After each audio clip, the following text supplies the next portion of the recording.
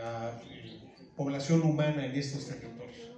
Y el tema que ahora nos convoca tiene que ver precisamente con lo que se convirtió en una separación política, pero nunca en una separación cultural y mucho menos en una separación de nuestro destino común.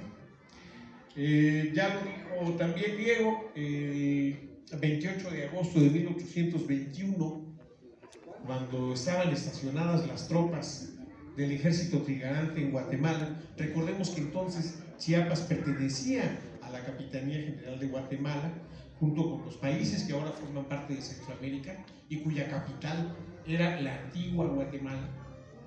Y dos síndicos del ayuntamiento de Comitán, Miguel Ortiz y Victoriano Cancino, decidieron evitar cualquier conflicto mayor al arribo de este ejército trigarante y convocaron, junto con el Cabildo, a una reunión abierta para dirimir la oportunidad de declarar su propia independencia.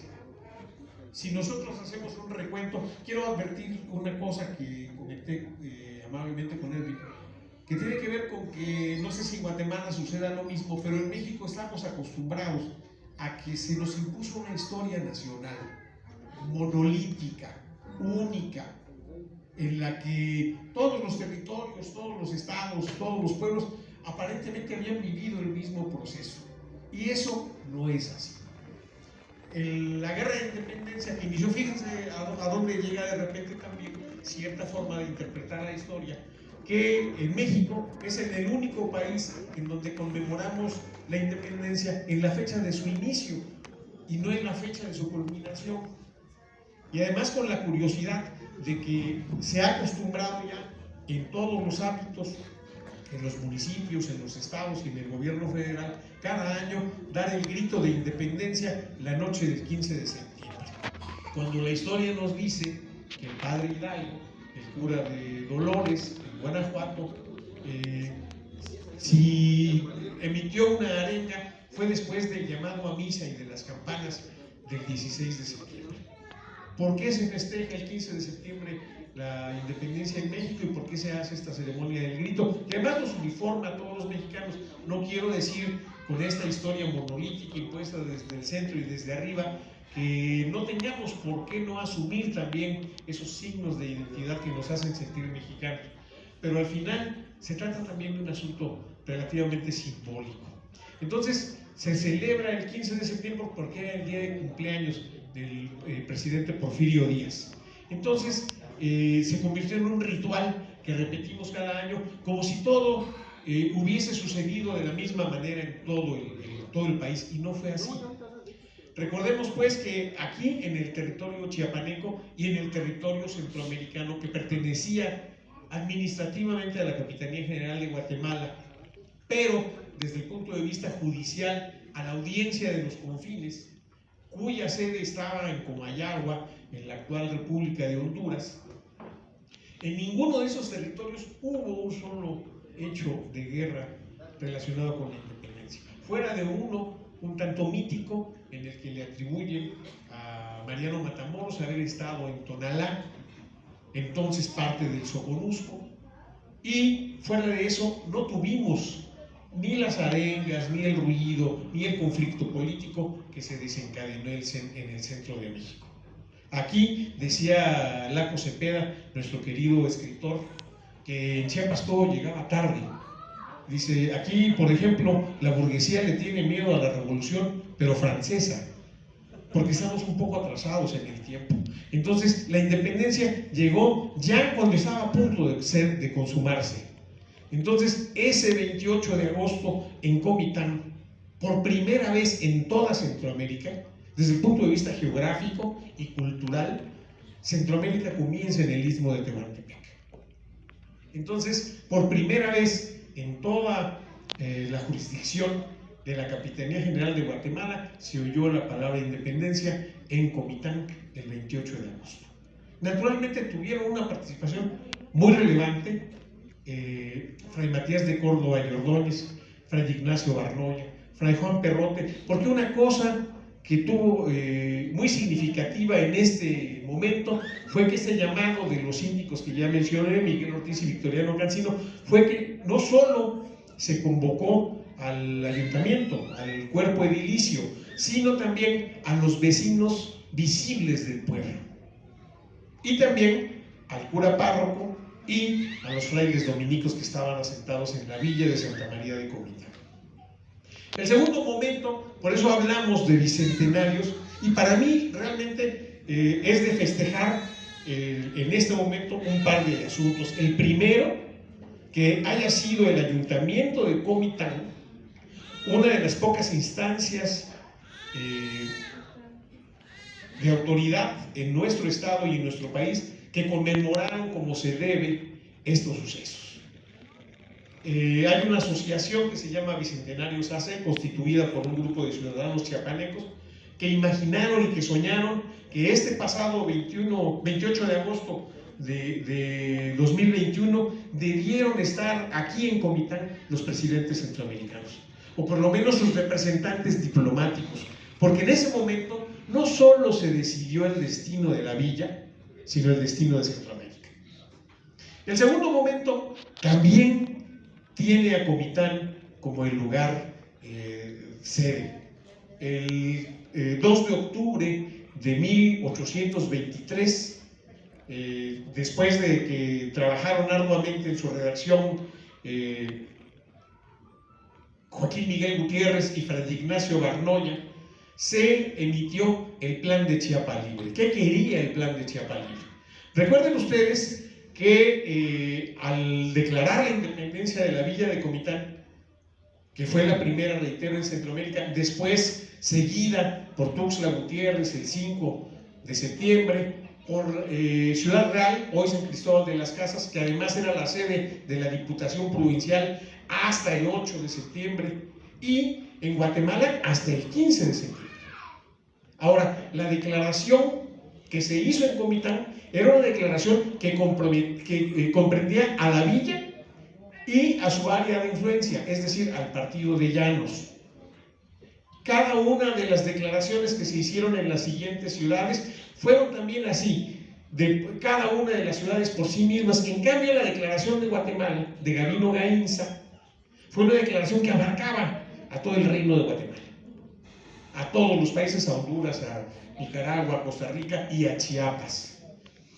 Viene el imperio de Iturbide, se disuelve posteriormente, y ante la actitud de quienes estaban en ese momento en el gobierno, ya destituido el monarca, en este caso Lucas Alamán, presionó a las autoridades chiapanecas para definirse en razón de su pertenencia o no a este país en ciernes, que también había desaparecido. Ya nos llamó la atención y platicábamos hace un rato de una curiosidad territorial.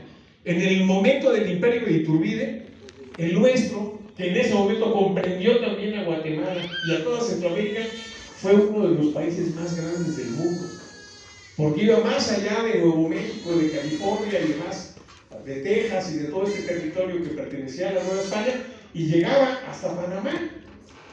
Entonces, en ese poco más de un año que duró el imperio, fuimos uno de los países más grandes del mundo. Y además un país integrado, es decir, alguna vez Guatemala, Chiapas y México fuimos el mismo lugar. Entonces, viene esta declaración en contra de la autoridad mexicana de ese momento por parte de los firmantes del Plan de Chiapa Libre, el 2 de octubre, y ahí se determina que Chiapas va a decidir de manera voluntaria a quién pertenece. Ya en ese momento no al imperio de Iturbide, que se había disuelto, ni al Plan de Iguala, que de alguna manera se reponía con este Plan de Chiapa Libre, sino a la República Mexicana en ciernes, que estaba apenas fabricándose, y en su defecto a las Provincias Unidas de Centroamérica. No es como muchos dicen, simplificando, es nos vamos con México, nos vamos con Guatemala. En ese momento Guatemala no existía. Hace algunos meses o años alguien dijo, no, México existe desde hace 10,000 años. Eso es falso. México existe desde hace 200 años como país, cuando se constituyó como Estado Nacional después del Imperio de Iturbide.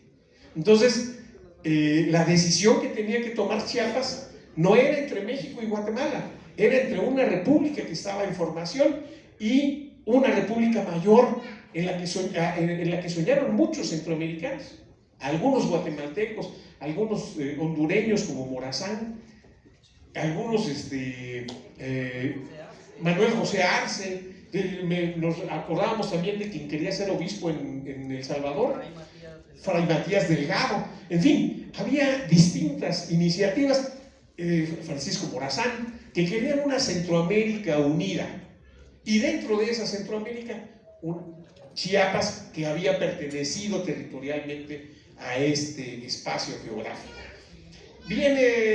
Pasa el plan de Chiapas Libre y viene lo que muchos entienden, otros cuestionan, pero sin duda tiene un enorme significado: un primer ejercicio democrático, un plebiscito para que Chiapas decida. Los 12 partidos, no estamos hablando de partidos políticos, sino de las circunscripciones territoriales: Soconusco, Tonalá, Tapachula, Iztacomitán, Huixla, Tuxtla Gutiérrez, Tuxtla, que no se llamaba Gutiérrez entonces, aunque nuestro héroe ya andaba, San Marcos Tuxtla se llamaba entonces. En fin, esos 12 partidos, cada uno con un representante, comenzaron a discutir la pertinencia de la incorporación a Centroamérica o a México, pero lo hicieron procurando hacer un plebiscito democrático, en el que el resultado final dio aproximadamente 90,000 votos en favor de la Federación a México y cerca de 60,000 de la Federación a la entonces denominada como Provincias Unidas del Centro de América. Esa es la denominación. Federación Centroamericana. O Federación Centroamericana. Es la denominación exacta y correcta. Debemos recordar que en ambos casos se postulaban proyectos federalistas. Proyectos federalistas un poco al modo de lo que había sucedido en Estados Unidos. Es algo que no sé en Guatemala hasta dónde haya ocurrido, creo que no toda su historia, en los demás países de Centroamérica. En México, que siempre hemos sido federalistas de nombre, casi toda nuestra historia hemos sido centralistas de hecho, porque lamentablemente las órdenes, los grandes cambios han llegado casi siempre del centro a la periferia, sin que la participación de los estados sea equitativa como lo pide el federalismo.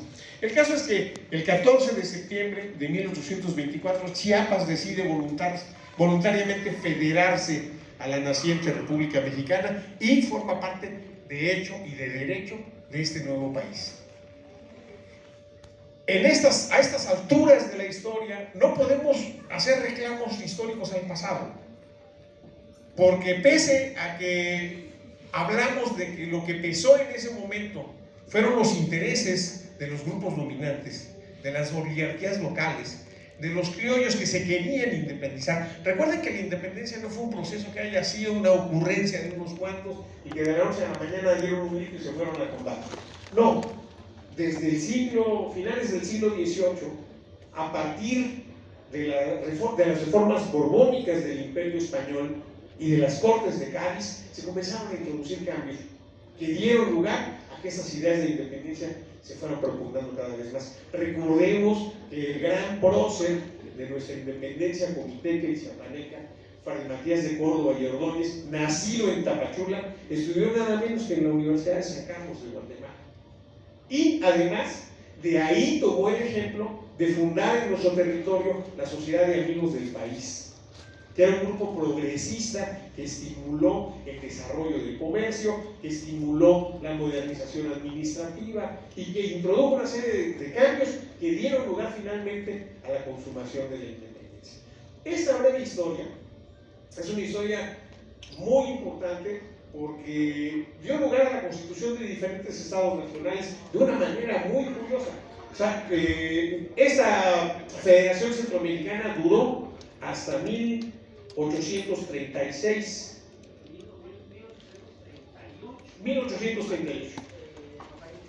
Exactamente. Es decir, esta Federación Centroamericana, a la que nos hubiésemos incorporado como chiapanecos de haberlo decidido en 1824, se disolvió unos cuantos años después. Entonces mucha gente se pregunta cuál hubiese sido el destino de Chiapas. A partir de esa federación se disgregaron Guatemala, Nicaragua, Honduras, Costa Rica y El Salvador. Entonces cada uno constituyó un país propio. ¿Qué le hubiera tocado hacer a Chiapas? Ser un país diferente. Hubiésemos podido ser un país diferente. Si leemos bien el plan de Chiapa Libre, que por cierto está exhibido en el Museo Histórico de la ciudad de Comitán y que podemos revisar con toda puntualidad, nunca se plantearon los chiapalibres, como sí se hicieron llamar, constituir un país diferente. La disyuntiva era estar en Centroamérica o estar en México, pero nunca se plantearon la disyuntiva de formar un país diferente. Y tampoco es cierto una cosa que durante algunos años se hizo muy común escuchar en los cenáculos políticos, en donde a veces no brilla el conocimiento. Decían que la Federación de Chiapas a México tenía un límite temporal. Una comiteca muy destacada, muy guapa ella, que fue senadora, sostenía eso, ¿no? Si México no nos cumple, nos vamos a salir de México, así como nos salimos de Centroamérica. Y es un asunto que es completamente falso, porque nosotros somos mexicanos desde que la Constitución de 1824 nos considera como tales, y lo hemos seguido siendo a lo largo de la historia. No me voy a alargar para dar lugar a mi compañero que tiene muchas cosas que decir, pero voy a decir una cosa más para terminar esta primera parte. Y tiene que ver con el hecho de que así como en un momento determinado se quiso que viniesen los presidentes de Centroamérica, o por lo menos sus representantes consulares o sus embajadores, sería muy bueno que si no este 2 de octubre, sí el 14 de septiembre en Chiapas, festejásemos con todos los gobernadores del país. ¿Por qué? Porque la razón que llevó a Chiapas a disgregarse, a disociarse de Centroamérica, es la misma razón que nos ha hecho pensar si hicimos bien en adherirnos a México. En las Cortes de Cádiz hubo un diputado que representaba a la Intendencia de las Chiapas, Mariano Robles Domínguez. Entonces su queja primera fue: nosotros estamos contentos con ser parte de Guatemala, pero tenemos 300 años abandonados. Es decir, y es que la circunstancia geográfica de Chiapas era muy peculiar. Estábamos en la periferia, lejos de la metrópoli, y además recibíamos circunstancialmente algunos beneficios de estar pegados al territorio del virreinato. Entonces, no estamos reclamando a los guatemaltecos de hoy ni de chiste, por supuesto que no, pero los chiapanecos de entonces sí reclamaron a las autoridades guatemaltecas el abandono al que habían estado sometidos. Termino diciendo esto: nuestra Federación a México ha implicado que aportemos a la nación una enorme riqueza cultural. 12 de las 64 lenguas indígenas que se hablan en México se hablan en Chiapas, y muchas de ellas en Guatemala, y todas ellas hermanadas con los mayas de Guatemala. La mayor extensión de selva que hay en México, el territorio de la selva de la Candona, junto con otros lugares, otras zonas protegidas, otras áreas naturales protegidas, constituyen el pulmón de nuestro país. La cuenca del Celegua y Grijalva. Exactamente, que viene desde allá, desde Grijalva nacen los Altos Cuchumatanes.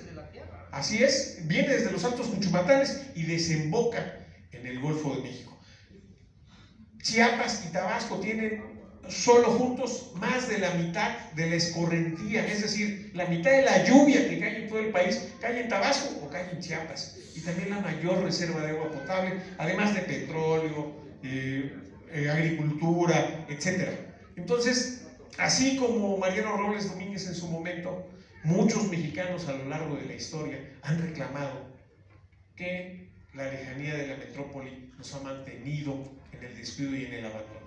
No es circunstancial que Chiapas siga siendo hoy uno de los estados más pobres de México, cuando es un estado que tiene extraordinarias riquezas. Entonces, este es un momento para reflexionar en un pasado que, como dije, no nos separa de Guatemala, no nos separa porque al final tenemos la misma matriz cultural, hablamos ahora no solo un castellano común.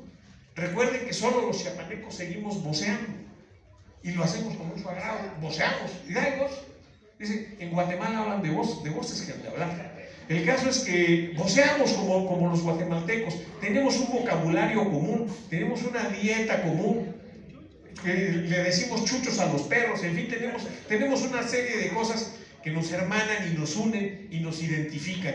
Y el haber sido parte de distintos estados nacionales fueron circunstancias históricas que no podemos ahora cambiar. Entonces, yo creo que ese es un momento que nos debe hacer reflexionar sobre el significado de pertenecer a México, pero también sobre el significado de pertenecer a una región de la que somos hermanos. Si en Estados Unidos tenemos la frontera con un país que es diferente del nuestro, que habla otra lengua, que tiene un nivel de desarrollo diferente del nuestro, con el que hemos tenido una serie de conflictos históricos, como la pérdida de una parte significativa del territorio, con Guatemala y con Centroamérica tenemos una frontera hermana, una frontera que solo debiese ser invisible.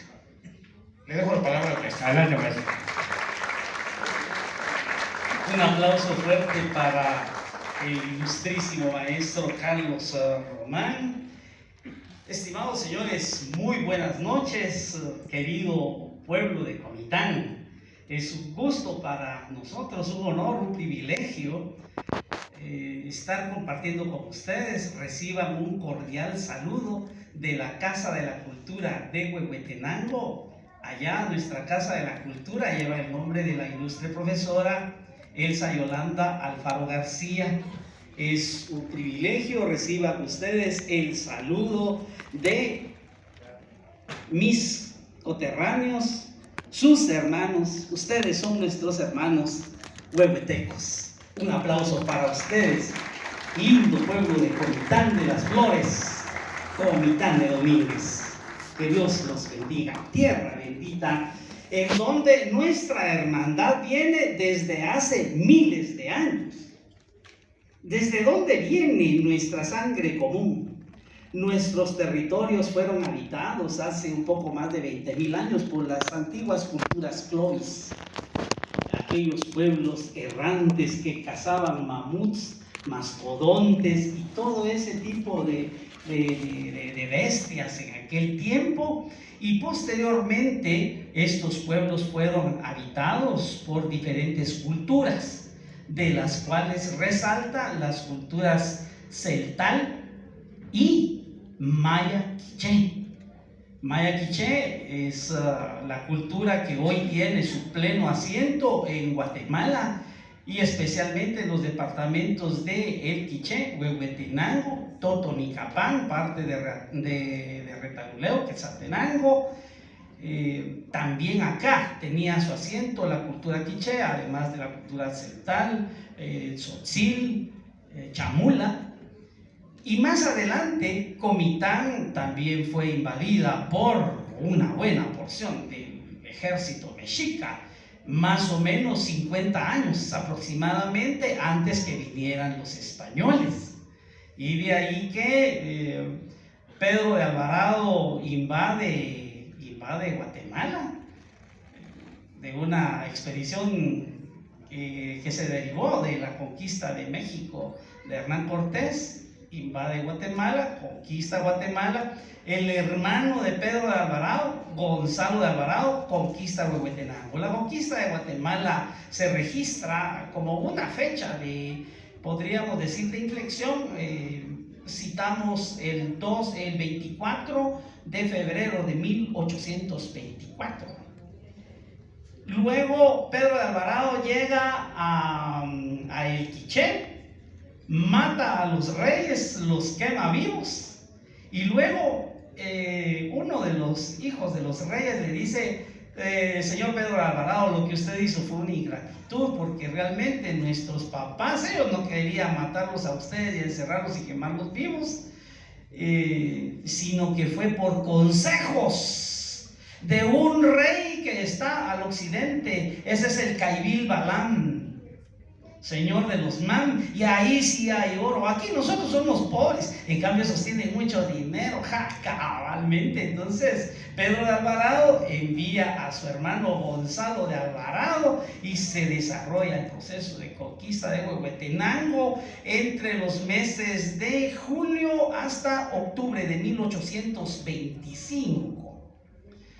Dicen que la persona, el conquistador, el soldado español que le dio la estocada a Tecumumán, el héroe nacional de Guatemala, fue Pedro de Portocarrero. Pues, estimados señores comitecos, casi de seguro ustedes saben o les han contado que don Pedro de Portocarrero fue enviado para conquistar el área de Comitán, que ya se llamaba Comitán, pues antes se llamaba Baluncanán. Según entiendo, Baluncanán significa de las 9 estrellas, sitio de las 9 estrellas o sitio de los 9 guardianes. Pero los mexicas le llamaron a esta tierra Comitlán, la tierra de donde se alejan las fiebres, donde no hay fiebres, porque según hablábamos con el ilustre maestro Carlos Román, por lo menos aquí lo que no hay son zancudos.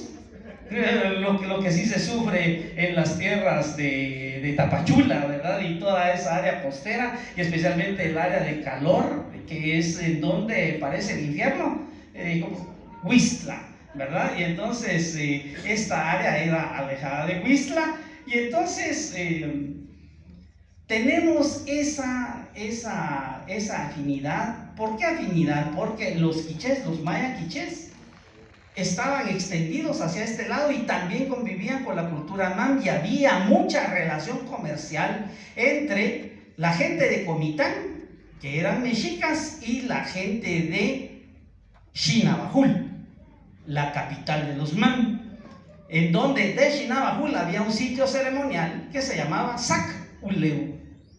Sac, blanco, Uleu, tierra. Sac Uleu, tierra blanca, y los españoles hispanizados decían Zacaleu o Socoleo. Y entonces, ¿por qué razón es que había mucha relación comercial entre Comitán y Huehuetenango en aquellos tiempos? Cada uno tenía sus diferencias, de su diversidad, y esa diversidad se intercambiaba, al grado que la gente de Comitán decía: vamos a la tierra de Ahuehuetenango. Ahuehuetl, ustedes saben, viene de la voz mexica, Huehuetl. Huehuetl es viejo, pero Ahuehuetl es que no es viejo. Los árboles de sabinos, como se les conoce en Huehuetenango, que crecen a la orilla de los ríos, unos grandes árboles, esos árboles tienen una vida media de 2000 años. Miren el árbol de la noche triste, ahí donde estuvo Hernán Cortés llorando después de la gran trancaseada que le dieron los mexicas. Ese árbol todavía está vivo, y eso fue hace 500 años. Los ahuehuetl no envejecen. Huehuetenango es la tierra de la gente siempre joven. Bueno, yo no seré uno de los mejores ejemplares de ello, pero es la tierra de la gente siempre joven, Ahuehuetenango, y luego los españoles lo hispanizaron Huehuetenango. El nombre de Ahuehuetenango fue bautizado por los mexicas de Comitán. Entonces miren ustedes qué gran relación, qué gran hermandad. Era un solo territorio, y que luego pues, fue sometido a conquista, y además de ello tiene una historia común, al grado que durante la colonia se constituyó el Reino de Guatemala. Y aquí, maestro Carlos Román, yo sí me voy a auxiliar de ustedes le llaman acordeón aquí, ¿verdad? En las universidades y en los colegios, nosotros allá le llamamos chivo, ¿verdad? Un apunte para ayudarnos, porque dice que cuando la memoria te falle, hazte una de papel, y entonces yo me hice una de papelito aquí para poder auxiliarme. Se vivía en el Reino de Guatemala para el año 1821, vamos a hablar un poquito más antes, 1811. Para 1811 se vivía en el Reino de Guatemala, que era administrado por una Real Audiencia de Guatemala a cargo de un presidente designado por el rey de España, quien a la vez era gobernador y capitán general, que se extendía desde todo Chiapas, o sea, desde más allá bueno, estamos hablando de lo que hoy es Chiapas, todo ese territorio hasta Boca del Toro y Chiriquí en Panamá. Para 1811 el capitán general era don José de Bustamante y Guerra, pero lo que pasaba en ese tiempo, y yo más me voy a ubicar por el lado de nuestro pedacito, por el lado de Guatemala y por el lado de Huehuetenango, porque como muy bien cita el maestro Carlos Román, muchas veces la historia oficial, ¿verdad?, se impone y muchas veces no se deja la apertura para las diferentes fuentes y para conocer toda la diversidad de lo complejo que fueron los acontecimientos. Y entonces eso es algo que estamos viviendo dentro de las nuevas generaciones, el hecho de estar hurgando más profundamente en la historia y abriendo más la mente para poder comprender la realidad de lo que hoy somos y la riqueza de lo que hoy somos, porque si un evento de los que sucedió antes no se hubiera dado, no estaríamos hoy vivos. Gracias a Dios, pues con violencias, con amores y con todo, somos el fruto de nuestra historia y estamos desafiados a dejar un legado importante para las nuevas generaciones. Pues en ese tiempo lo que había es que el reino de España se había debilitado. España había sido invadida por los franceses, por la gente de la Revolución Francesa, por Napoleón Bonaparte. Napoleón invadió España y colocó como regente del reino a su hermano José Bonaparte, a Pepe. Y como le gustaba mucho el trago y era muy borracho, la gente en España le puso Pepe Botella de apodo. Pepe Bolo, ¿verdad? Sí, Pepe Chupudo, diría en otro lado, ¿verdad? Le gustaba pistear, dicen allá en el centro de México. Bueno, el caso es que ante esa debilidad de todo el reino de España, la gente de la América del Sur se envalentonó y desarrollaron procesos de independencia violentos.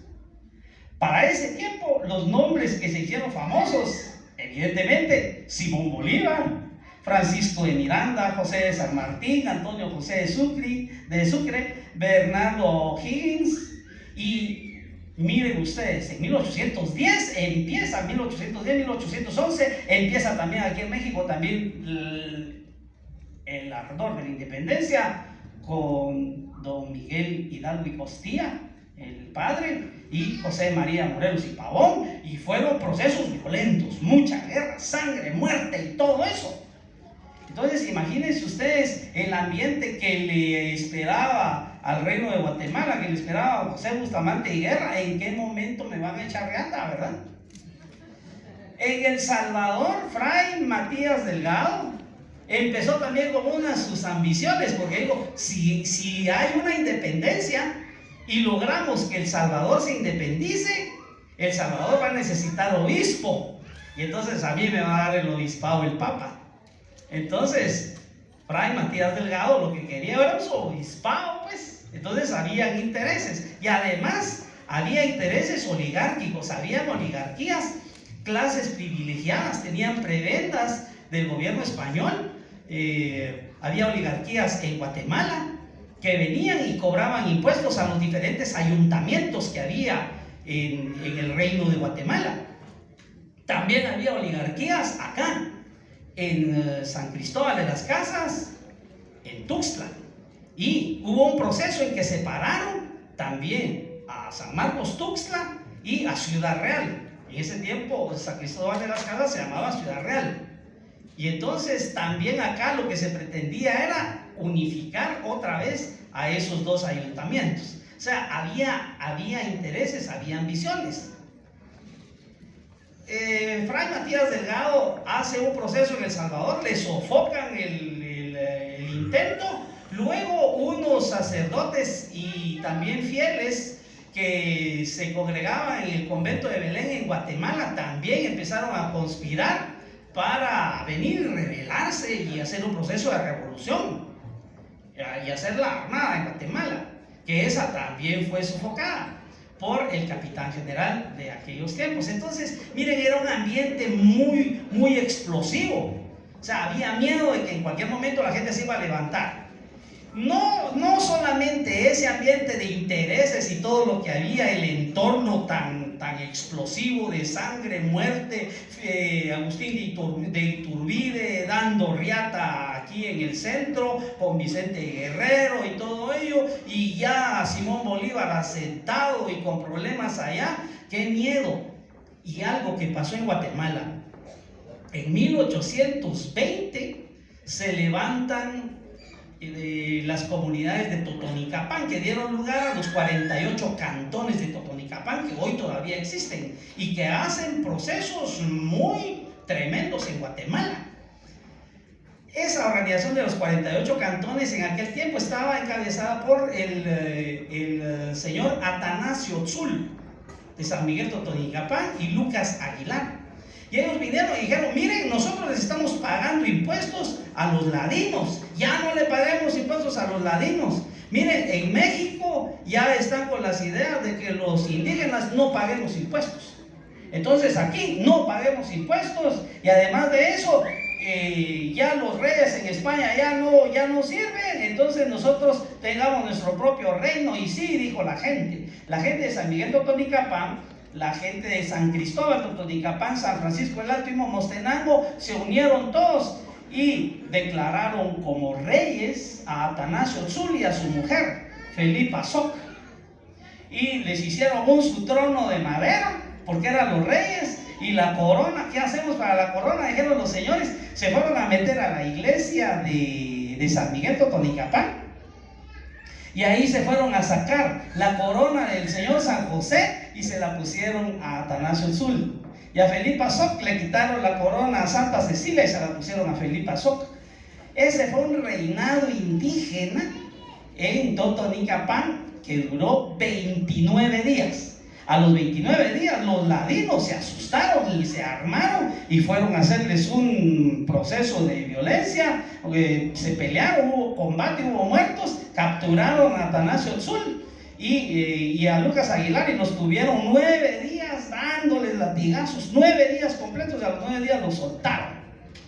Pero entonces ya quedó mucho miedo, tanto en la Capitanía General de Guatemala, pero por otro lado también quedó un miedo en Huehuetenango, en Concepción, Huehuetenango, que para ese tiempo ya era la vía de Huehuetenango, y para ese tiempo Comitán también ya tenía la categoría de ciudad y le habían dado categoría de vía a San Marcos Tuxtla. Y entonces, miren ustedes, todos esos miedos, ya los indígenas se van a levantar. Y miren lo que pasó también. Vicente Guerrero y Agustín de Iturbide proclaman el Plan de Iguala y se proclama la independencia de México. La fecha me la dirá el maestro Carlos Román, es en febrero, si no estoy mal, 24 de febrero de 1821. Agustín de Iturbide, ¿cuál era su idea?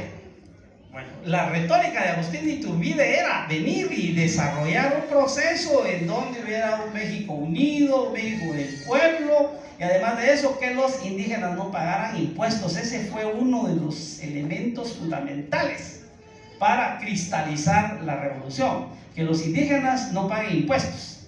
Y pues él, ¿verdad?, siendo un líder, ¿verdad?, iba a ser un líder que iba a convocar y fomentar la democracia y cosas de esas. Pero cuando ya ganaron la guerra, podríamos decir, Agustín de Iturbide se declara emperador, Agustín I.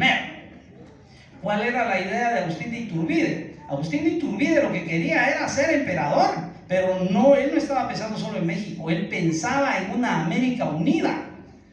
¿Qué era lo que él quería? Agarrar todo lo que tenía de México ya y agarrar la América del Sur y que su imperio llegara hasta la Argentina y Chile. Pues si Bonaparte había sido un gran emperador, y así como los grandes como Julio César, Alejandro, etcétera. ¿Y por qué no iba a ser un gran emperador Agustín de Iturbide, Agustín I, y dejar un legado al mundo y el ego, pues? Pero ¿cuál era el problema para poder alcanzar la América del Sur? El centro de América, que empezaba en Chiapas hasta Panamá. Entonces lo que había que hacer era venir a agarrar ese territorio.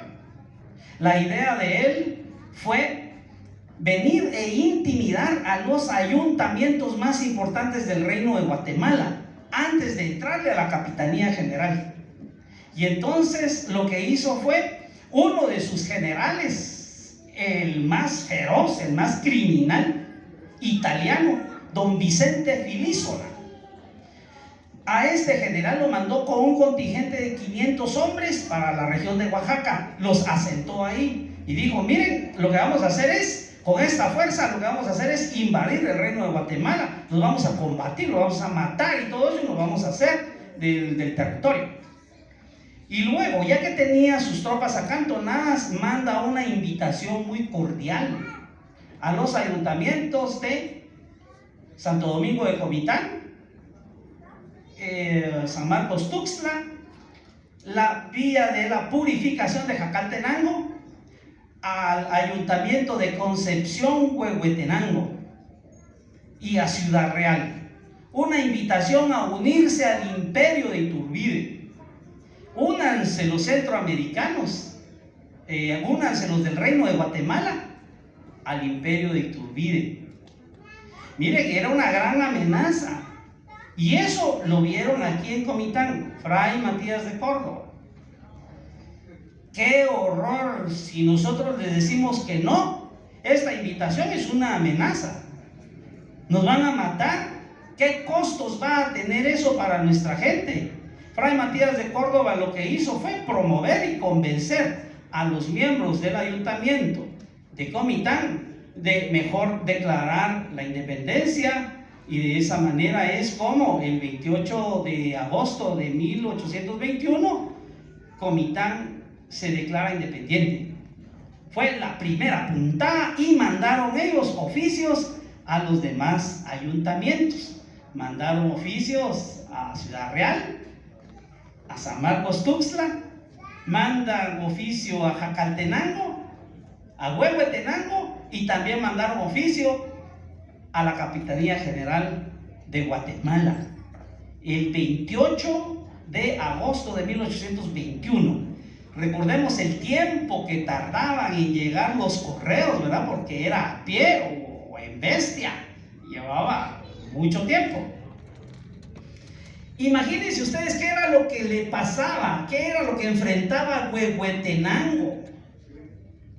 Huehuetenango estaba: nos puede echar riata la gente del reino de Guatemala, y si no, vamos a tener un levantamiento, como ellos decían, un levantamiento de los indios. Somos 1000 ladinos en Huehuetenango, más o menos, decían ellos. Somos 1000 ladinos y tenemos 20,000 indígenas, nos van a aplastar. Bueno, y por el otro lado tenemos a Filísola ahí, que ya ese va a venir, nos va a arrasar. ¿Qué hacemos? Y ya Comitán ya se declaró independiente. Miren ustedes cómo fueron de listos nuestros políticos huehuetecos. Ellos vinieron y dijeron, suscribieron el acta. Y les voy a leer un pedacito de unos elementos pequeñitos de esa parte. Dice que Huehuetenango y sus anexos queda libre e independiente de la dominación española, con las condiciones puestas en Comitán, cuya acta se tiene a la vista. Eso dice el acta de independencia de Huehue, de Comitán. Que permanecerá unido a Guatemala siempre que ésta abrace el partido de la independencia. Miren ustedes, estamos con Guatemala si es que ellos se declaran independientes. En Guatemala, ellos también ya habían balanceado lo mismo, y ellos sí declararon la independencia por lo que había pasado en Comitán, dijeron, en la capital de Guatemala. Eso dice el acta de independencia de Guatemala. En Huehuetenango no se sabía qué había pasado en la capital, pero ellos dijeron, si Guatemala abraza la independencia, entonces permanecemos unidos a Guatemala.